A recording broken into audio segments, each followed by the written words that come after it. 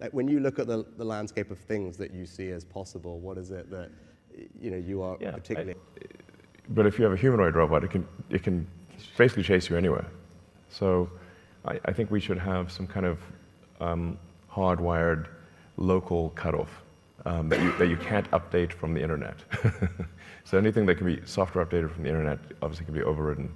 But if you have a local sort of off switch where you perhaps say a keyword or something, and then that puts the robot into a safe state, some kind of localized safe state ability, an off switch, where you don't have to get too close to the robot. I don't know. So if we've got millions of these things going all over the place.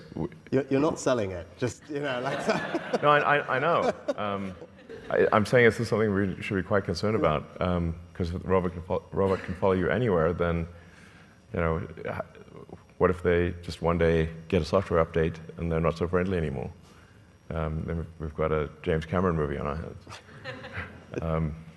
It's actually, it's funny you saying that, because in our session that we had today, I would say they made exactly the same point, right, Dennis? So they're talking about movies, actually without mentioning James Cameron, they're talking about James Cameron movies.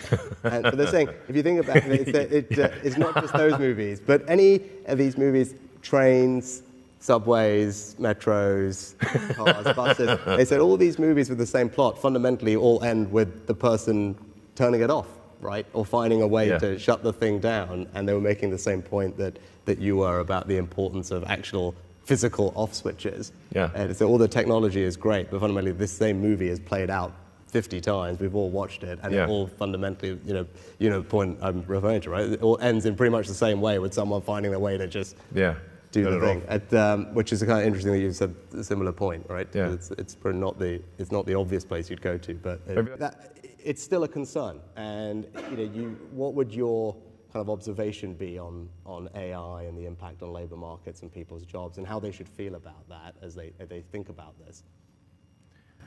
Well, I think we are seeing the most disruptive force in history here. Where we have for the first time, we will have for the first time something that is smarter than the smartest human. And that, it's hard to say exactly what that moment is, but there will come a point where no job is needed. You can have a job if you want to have a job for sort of personal satisfaction, but the AI will be able to do everything. So I don't know if that makes people comfortable or uncomfortable. That's why I say if you wish for a magic genie, that gives you any wishes you want, and there's no limit. You don't have those three wish limit nonsense. You just have as many wishes as you want. So it's both good and bad, and do that en masse. And practically the only way you'll be able to tell is that the grammar is too good.